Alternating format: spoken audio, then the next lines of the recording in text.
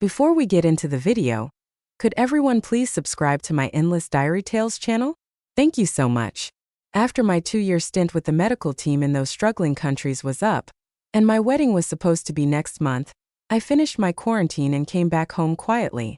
I wanted it to be a surprise for my fiancé, Mark. But when I got home, what I saw was a coffee table covered with more than 100 books about wedding planning. The groom was him, but the bride wasn't me. I rushed to the hospital to find him. The minute I walked in, I saw Mark, the hospital's second in command, proposing to someone. "Lily, will you marry me?" Our big wedding next month was missing a bride. The hospital was filled with cheers and applause from everyone: doctors, nurses, patients. His eyes were so tender and full of hope, it made me, standing there tired from my trip, too scared to move since I wasn't the star of his show. I figured I'd just let them have their wedding, but after I disappeared, he went crazy looking for me.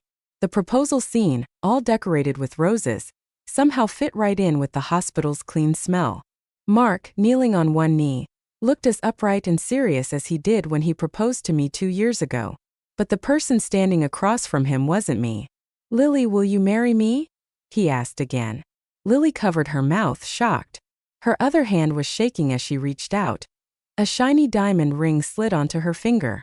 They hugged tight and kissed. Even with all the noise from the cheering, their kiss felt so loud in my ears. I couldn't help touching the engagement ring Mark had given me before I left. He once said that as long as I wore the ring he engraved himself, I'd always be his wife. But the ring was too small, so he made a chain and sent it to me, telling me to wear the ring like a necklace close to my heart. After so many years, the red string had gotten weak. With a small pull, it broke. The ring fell off my neck and rolled over to Mark's feet. He looked at it for a second, picked it up and casually tossed it in the trash, just like he threw away the 10 years of love I gave him. After Lily said yes, Mark made a big gesture, and a nurse started giving out small gifts to everyone. Surrounded by all the congratulations, they walked right past me holding hands. I held the small gift tightly and pulled my mask up higher over my face. "Mark, isn't the wedding supposed to be for my sister?" Lily asked, sounding playful. "Silly girl, do you think someone like her deserves the grand wedding I planned?" Mark chuckled, pinching Lily's nose. "After spending 2 years in that poor country, she's probably a mess. Every time she video called me, I couldn't even stand to look. I was afraid I'd throw up. But Mark, if my sister comes back and finds out I'm the bride, won't she kill me?" Mark laughed, sounding sure of himself. "With me here, who would dare to say a word to the future director's wife? Why not make her your bridesmaid? She loves you so much, she'd definitely agree. Letting her be the bridesmaid is already being nice. After all, I'm still family to her," he said, pulling Lily in for a kiss. In front of me, even as they left, Mark never once realized it was me under the mask, just like he didn't recognize the ring he threw away. I went back home feeling humiliated and packed my things at the hotel. I called my medical team leader. "Captain, I want to sign up for the next medical mission." The captain, both happy and confused, asked, "Weren't you back to get married? Won't your husband miss you?" I scratched the itchy red rash on my skin caused by an allergy. It was awful, but nothing hurt more than my heart. The wedding is off. From now on, I'll just focus on being a doctor and saving lives. Sensing something was wrong, the captain, who had always been kind to me, sighed softly. "Welcome back to the team. When you're busy saving lives, there's little time to think about other things. To be honest, you were the only one in the team who never had a visitor in 2 years. No matter how busy Mark was, he could have come at least once. If he didn't, it just means he stopped loving you a long time ago. If someone doesn't love you anymore, why not let him go?" If I hadn't seen those piles of wedding plans or the big proposal, I might still have believed that Mark loved me deeply for 2 years. Like an idiot, I poured my heart out to him, always telling him how much I missed him and begging him to visit me. But compared to those wedding books, my longing and desperate pleas were just a joke. On the way to the hospital, I kept telling myself that Mark was just taking extra care of Lily because she was my younger sister. But the moment I saw him on one knee proposing to her, I couldn't lie to myself anymore. I had imagined so many ways Mark might fall for someone else during our 2 years apart. I just never thought that someone else would be my own sister, 7 years younger, and that he would humiliate me by asking me to be their bridesmaid. I stood under the hot shower for half an hour before I finally stopped shaking. Then, right on cue, Mark called me. "Susan, I heard you're back. Are you home yet?" I said nothing. Mark got anxious. "Are you already home?" "I just got to the hotel," I replied, my voice cold. He sighed in relief and his voice softened. "Which hotel?" "I'll come find you." He didn't ask why I hadn't gone home because he didn't want me to see those wedding plans. When Mark knocked on my door, I had just opened it to get my food delivery. Seeing Lily standing behind him, I kept my voice distant and flat. "What do you want?" Inside, though, I was screaming. Was he so obsessed with Lily that he couldn't leave her side for even a minute?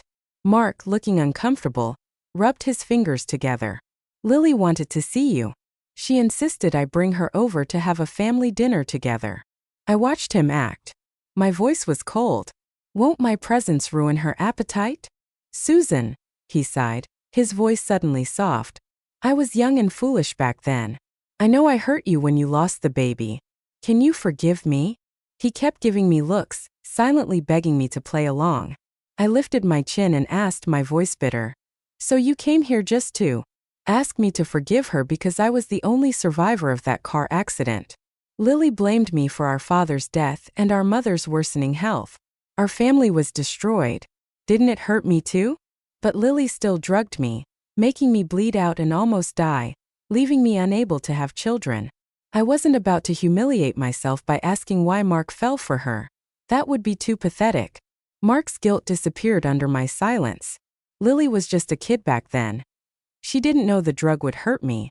She's felt guilty for years and has already apologized.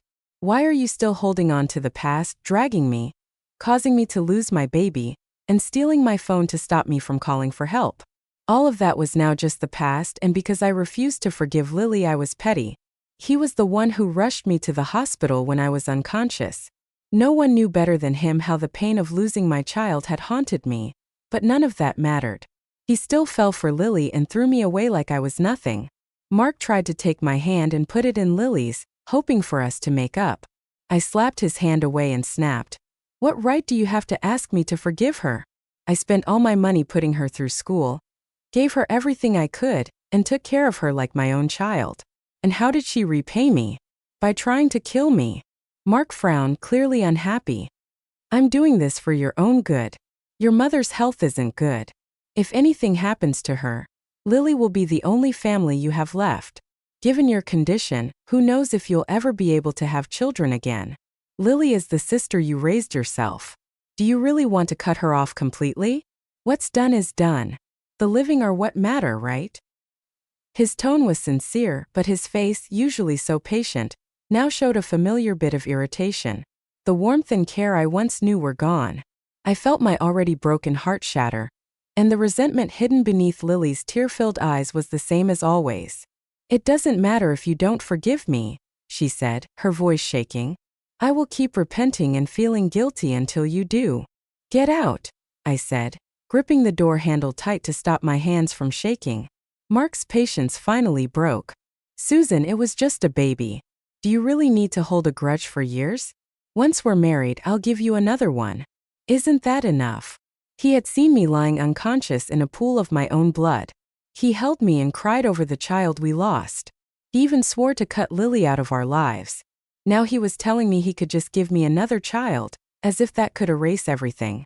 I let the pain wash over me as I spoke each word carefully. "Unless she can bring that baby back to life, I will never forgive her." His jaw tightened, fists clenching at his sides. He looked like he was barely holding himself back. It was the same look he had when he used to stand up for me, scolding Lily for being rebellious, but now it was directed at me. "Susan, fine, don't forgive her, but you need to apologize to Lily. I don't want people laughing at my fiancé for being a cruel woman who can't even tolerate her own sister. You're a doctor. You didn't watch what you ate while you were pregnant and couldn't even tell there was something in your water. Are you really saying you hold no responsibility for losing that baby? Yes, she made a mistake by dragging you, but if you can't even forgive your own sister, then maybe you deserve to be infertile for the rest of your life." He spat out the words, his voice shaking with anger, his eyes bloodshot. In that moment I saw the flash of disgust on his face. The man who once swore to love me forever had changed his heart because I might never be able to have children. The pain and suffering he once comforted me through had now become the weapon he used to destroy me. Once, if I even looked sad about our lost baby, he would hold me and whisper, "Susan, as long as I'm here, it doesn't matter if we have kids or not." He pulled me out of the darkness once. Now he was the one dragging me back into it. And for Lily, he was willing to curse me, saying I would never have children again. I trembled with rage, barely able to control myself as I tried to push them out the door. Mark grabbed my arm to stop me and only then noticed the red rash spreading across my skin. He immediately stepped back, putting distance between us. "Is this an allergy or is it something contagious?" he asked. He realized how cold he sounded and quickly softened his tone. "Never mind, we're family. No point holding grudges. I won't force you to apologize, but you need to treat Lily better from now on." I pointed to the door, my voice ice cold. "Get out." Mark knew I was too fragile to push further. He hesitated as if he wanted to hold me but didn't dare touch me. Lily took a few steps back, then suddenly shouted, "If I can't bring your baby back, I'll pay for it with my life." With that, she ran toward the window at the end of the hallway. Mark let go of me and ran after her, pulling her into his arms. "Lily, don't do anything stupid." They clung to each other on the floor, sobbing like we once did when we lost our child. I shut the door and collapsed against it, exhausted. Just one door between us, but it felt like a huge gap had opened between the two people who had loved each other for 10 years. I pulled out my phone and booked a flight for the day of their wedding. 10 days, enough time to tie up the loose ends of the past. Mark was right, the past is over. My father gave his life to save me.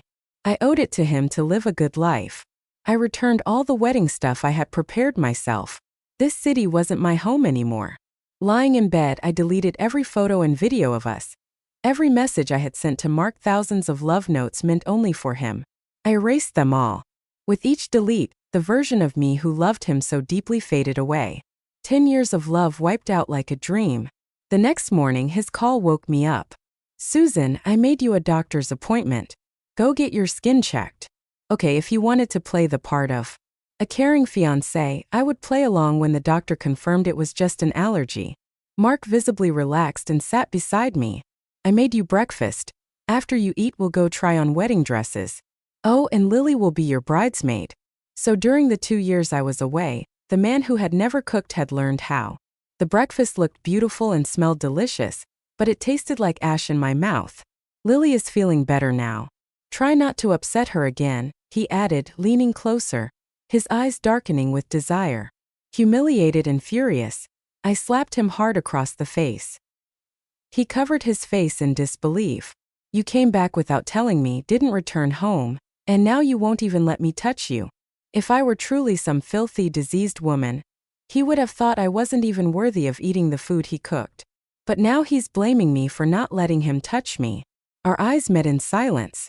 The awkwardness was broken by the ringing of his phone, but all I could taste was bitterness. I used to want my voice as his GPS navigation, but he always refused. Now he actually set Lily's sweet, playful laugh as his ringtone.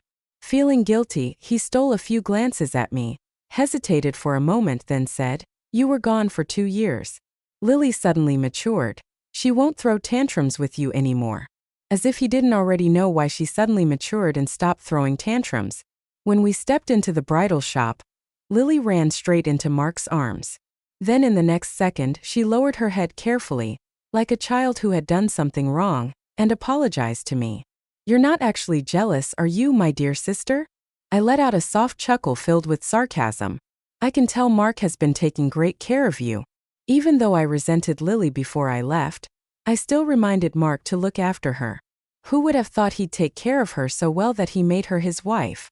When the store manager brought out a wedding dress and a bridesmaid's gown, Lily covered her mouth in amazement. "This is gorgeous. A diamond-studded wedding dress." Of course it was gorgeous. "Can I try on your wedding dress?" Before I could respond, Mark had already opened the fitting room door, ushering Lily inside. "Susan, why don't you try on the bridesmaid's dress first?" To avoid an awkward moment alone, I stepped into the fitting room. When I came out, all of Mark's attention was on Lily. He was mesmerized like he was looking at a priceless treasure. Love speaks through the eyes. 10 years ago, he looked at me the same way when he confessed his love. Seeing Lily in the wedding dress like a goddess, the store manager immediately called a photographer over to take pictures of her and Mark, saying it was for store promotion. Mark glanced at me, forcing down the smile on his lips. "Susan, we'll finish our shoot first, then you can try it on, okay?" And just like that, I sat on the couch for almost 2 hours. Only when Lily was tired did she finally say she was done. Mark, ever the gentleman, took off her high heels and without a hint of disgust massaged her feet. He did it so naturally, as if he'd done it 1,000 times before, and yet he still had the nerve to smile and explain to me, "Susan, it's a good thing you didn't try on the wedding dress. You're not in great health. You wouldn't have been able to handle it." I played along. "Thank you for your hard work. Can I leave now?" After watching them show off their love, I no longer felt pain. Hearing that, Lily's eyes suddenly turned red. "It's my fault. I just really love this dress. I'll take it off right now and give it back to you." "No need. This dress was made just for you. If you like it, it's yours. It matches your diamond ring perfectly." Mark shot me a fierce glare before hurrying to comfort the now tearful Lily. "Susan said she's giving it to you. She means it. Don't overthink it. You agree, don't you, Susan?" Mark raised his voice as if trying to use his authority to pressure me into comforting Lily. "Yes, even if you loved Mark, I'd give him to you too. That was my honest truth." "I knew it. You'll never forgive me, Susan. If you hate me so much, I'll atone with my life." Still in the wedding dress, Lily ran off crying, ignoring Mark's shouts for her to stop. Mark's once warm and gentle face turned ice cold. "Do you realize how disgusting you look right now? She's your sister. Do you have to push her to the brink?" I was stunned. What did I do wrong? His lips pressed into a tight line as he stared at Lily's retreating figure. "I'll go calm her down. You go pick out a diamond ring you like and charge it to my card. There's no need for a proposal given my status now. Acting all romantic like a young guy wouldn't suit me. The store manager took a lot of pictures of Lily and me earlier. I'll have them swap her face with yours so we don't have to retake our wedding photos." "All right. No problem." Mark opened his mouth like he wanted to explain something, but no words came out. After a few seconds, he gently pulled me into a hug. "Susan, after the wedding, I'll take you on a honeymoon. I've already planned everything." His so-called honeymoon felt more like an insult. Among the hundreds of wedding planning books and countless honeymoon itineraries, the bride had never been me. He shot a quick glance at Lily, who was already disappearing from sight, then unbuttoned his suit and ran down the street like a man chasing after his runaway bride. Mark gave me the code to our house but didn't contact me for 3 days. He was using meetings as an excuse to go on a wedding photo shoot trip with Lily, and he really did have someone swap my face with Lily in the photos, using them to brush me off. I had already decided to leave. I would follow the medical team to volunteer in poor countries. If I ever saw my mother again, it would be 2 years later when I arrived at the nursing home. I hesitated at the door because, like Lily, my mother blamed me for my father's death. I stood outside the room, listening to familiar laughter that stabbed my heart. "Mark, I'm leaving Lily in your hands. You must never let her down. Worry, Lily is my everything. I will never fail her." His once familiar vow was repeated, but this time the woman he vowed to never fail wasn't me. Unable to help myself, I glanced into the room. My mother placed Lily's hand in Mark's, like she was giving her away on her deathbed. "I won't be able to attend your wedding, but I wish you both a lifetime of happiness. If Susan dares to ruin your wedding, I will die in front of her." Their laughter filled the room as I stumbled away. My father was gone. I no longer had a home. The day before the wedding, Mark came to see me with a bouquet of roses, asking why I hadn't gone home. I took an allergy pill and asked coldly, "I thought you didn't want to act romantic like a young man?" He froze for a second, then ruffled my hair. "We're getting married tomorrow, and it has to be romantic." But the person he wanted to be romantic with was never me. The sudden smile on his lips wasn't for me either. He was thrilled that I would be there as the bridesmaid to bless their love. In just 2 years, he had forgotten I was allergic to roses. The next day, I went to the wedding venue and took a walk around. The giant poster only made the bad editing of my face replacing Lily's in the wedding photos more obvious. I tore it down, revealing their real beautiful wedding photos underneath. Throwing the fake wedding photos in the trash, I headed straight for the airport. As the flight attendant reminded me to turn off my phone, Mark's and my mother's calls came flooding in. I turned off my phone, pulled the blanket over me and went to sleep. I didn't need to guess how my mom would curse me out. I already knew. And as for how Mark would scold me, I couldn't care less. Supporting poor countries was our shared dream.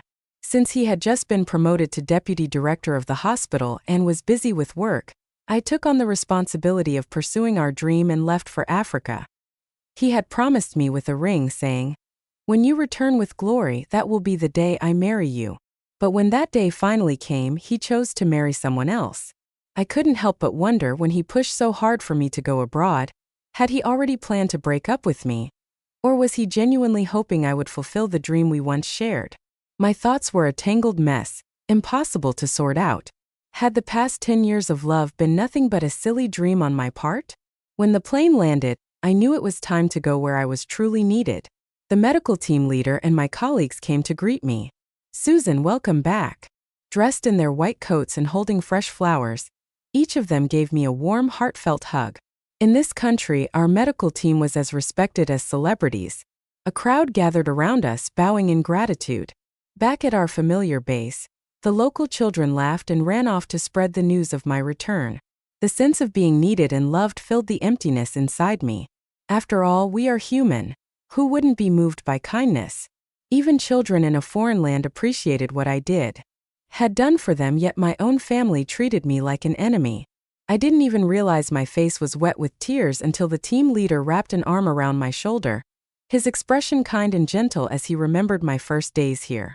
"You see," he said, "this world may be broken, but there will always be people working to fix it. Every small thing we do matters." Out of nowhere, Grace, a young nurse with a mischievous smile, popped a piece of candy into my mouth. "The ones who betray true love deserve to swallow 1,000 needles, she declared. "But your life should be sweet." Grace used to envy the love Mark and I shared. For 10 long years I still remember how she would lie beside me, daydreaming of her own Prince Charming. But my failure shattered her most romantic fantasies about love. Trying to cheer me up, Grace handed me a dessert with a playful grin. "Susan," she said, "love only slows down a woman's sword.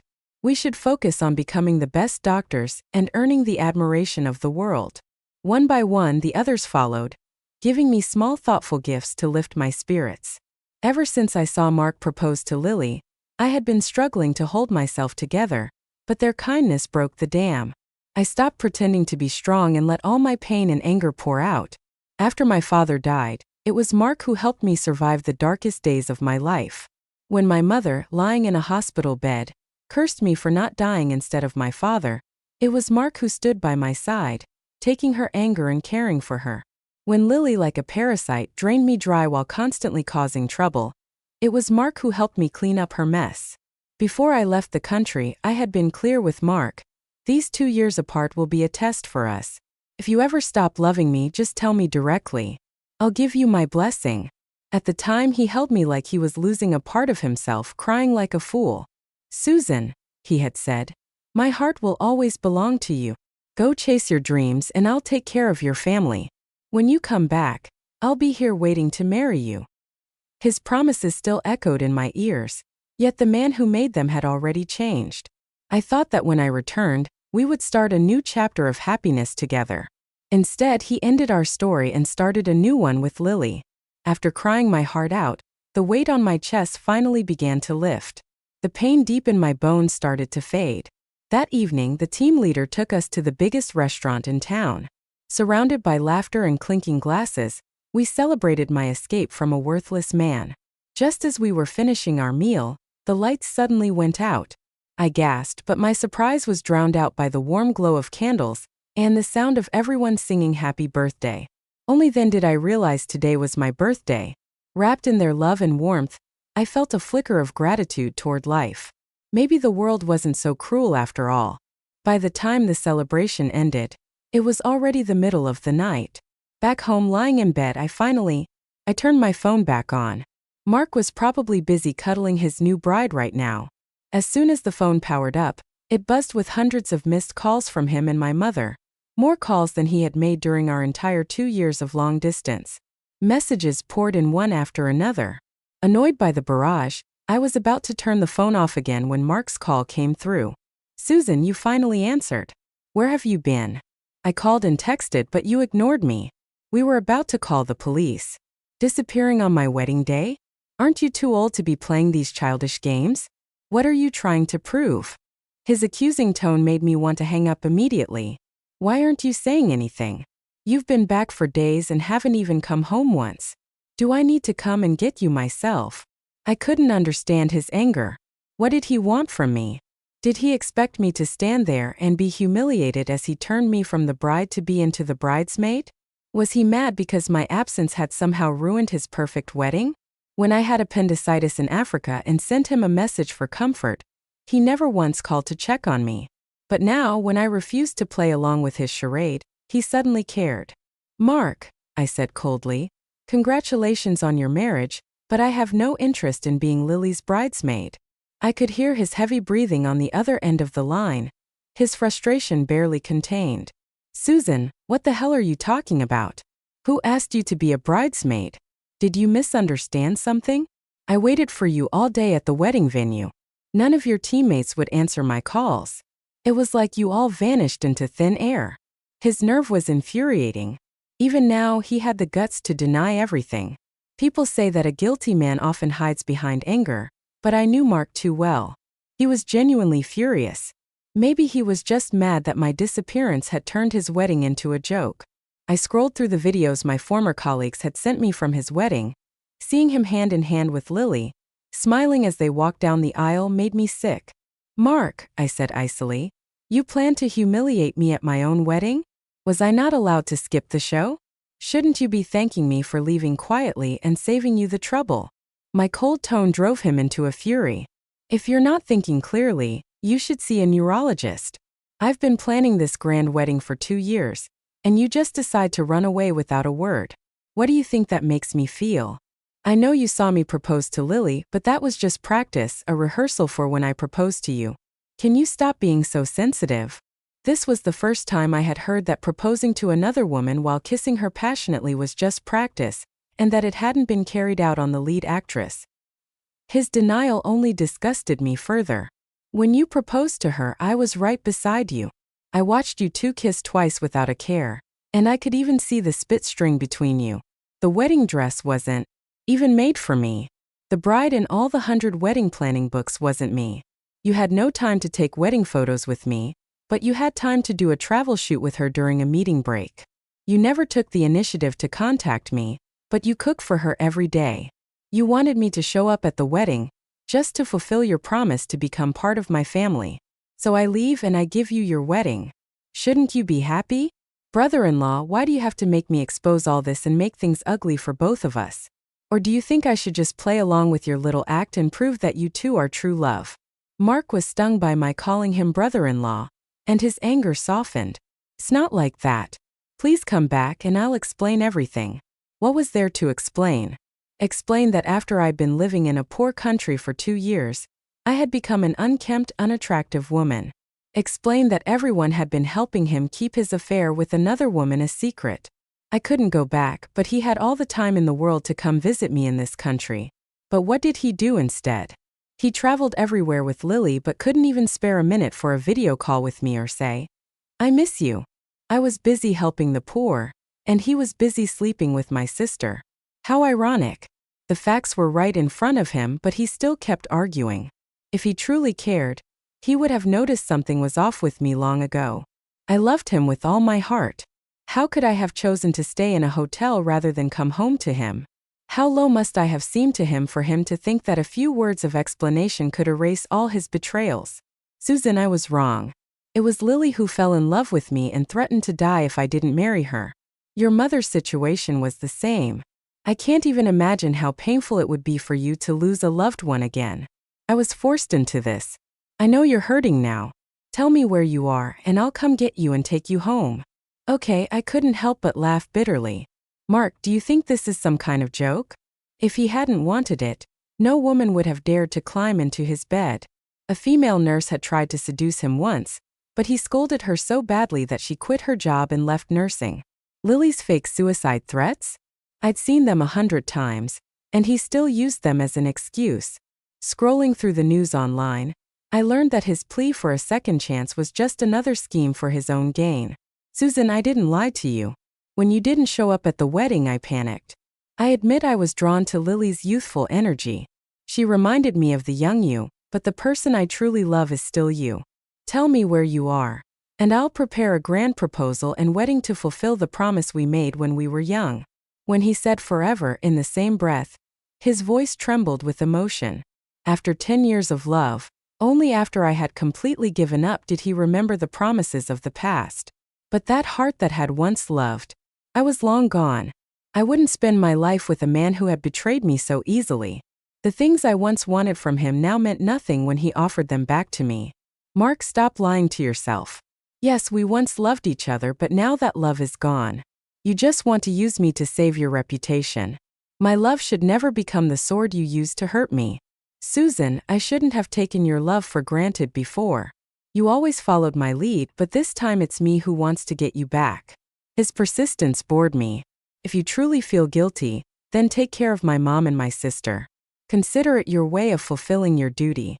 But as for me and you, we don't need to see each other again for the rest of our lives. I hung up the phone and blocked him. After being deceived by the one I loved most for 2 years, I only wanted to live for myself from now on. As the sun rose, my busy work made me feel grounded.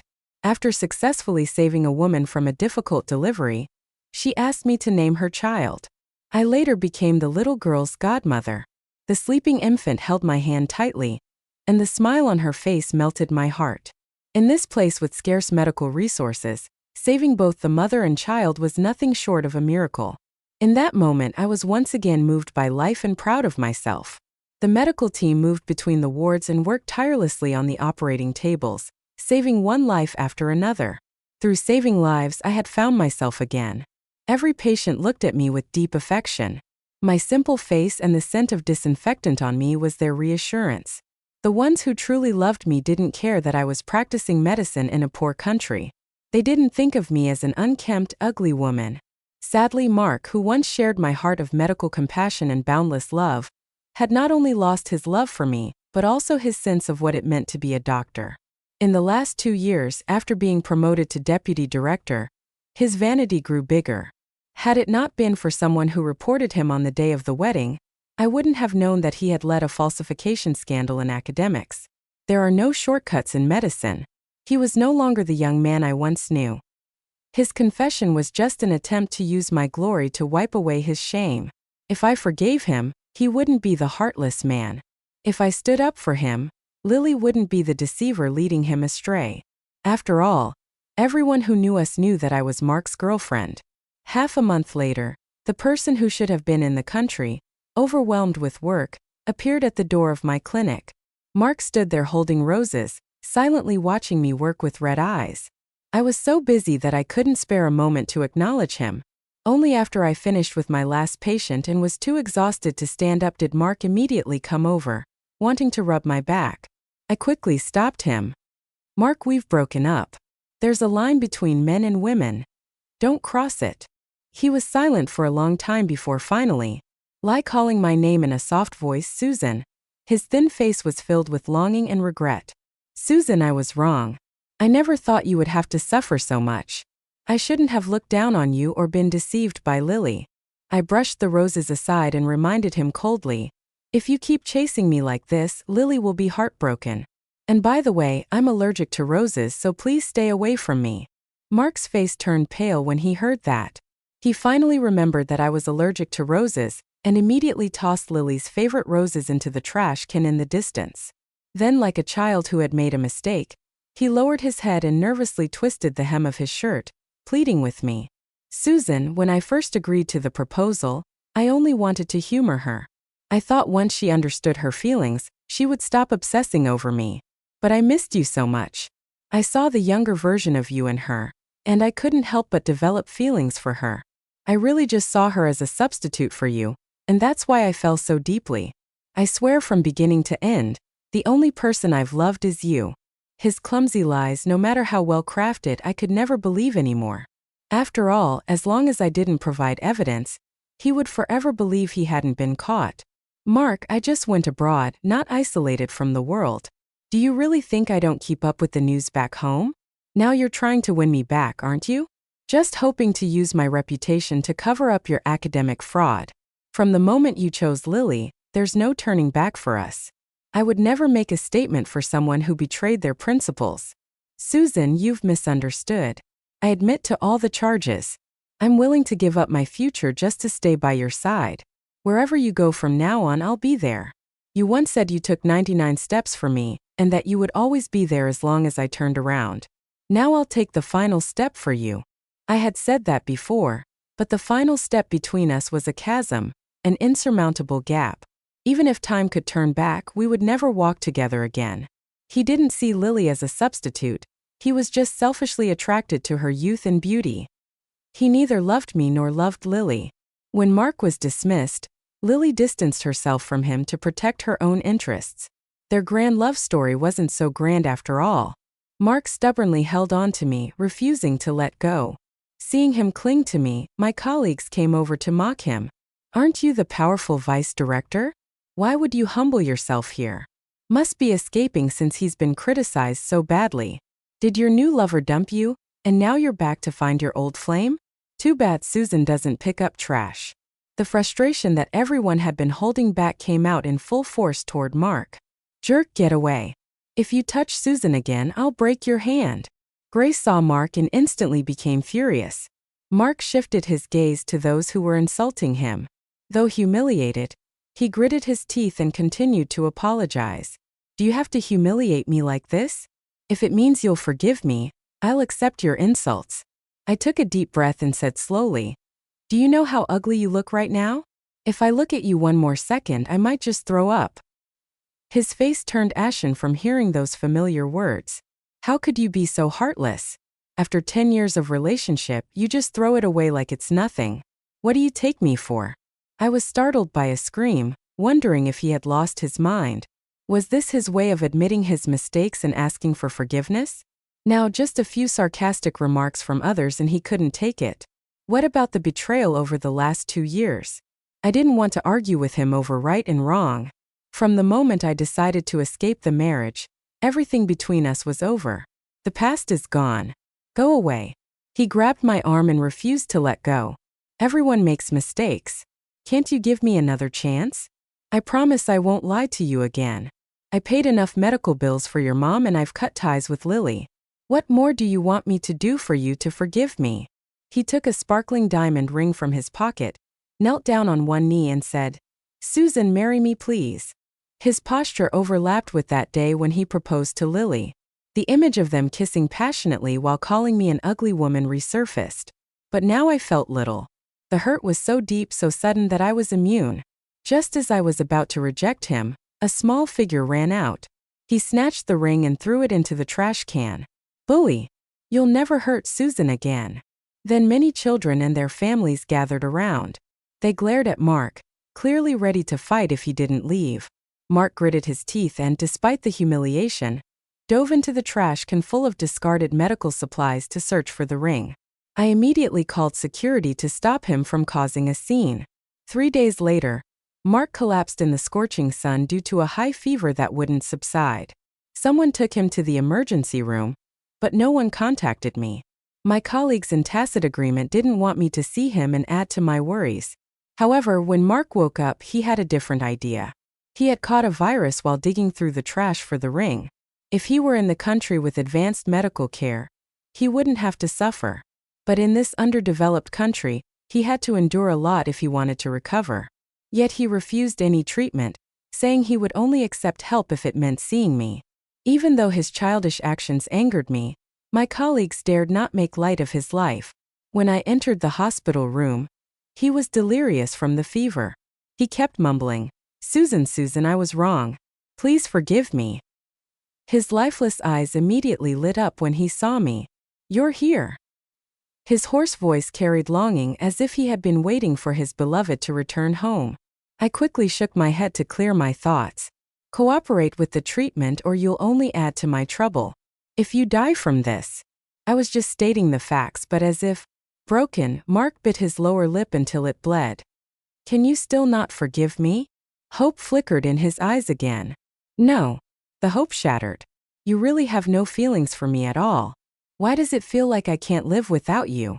Don't you feel any pain? I couldn't help but laugh. Because the heart that loved you has already died.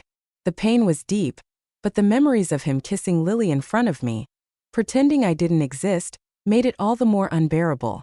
On the hospital bed, Mark's body slumped after staring at me for a long time. His pale face became almost translucent. He saw clearly that there was not a trace of love left in my eyes for him. We were so in love. How did we end up like this? This question only he could answer. I did a routine checkup on him as a doctor and then went on to attend to the next patient.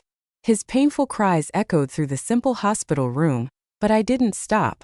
There were more patients waiting for my care.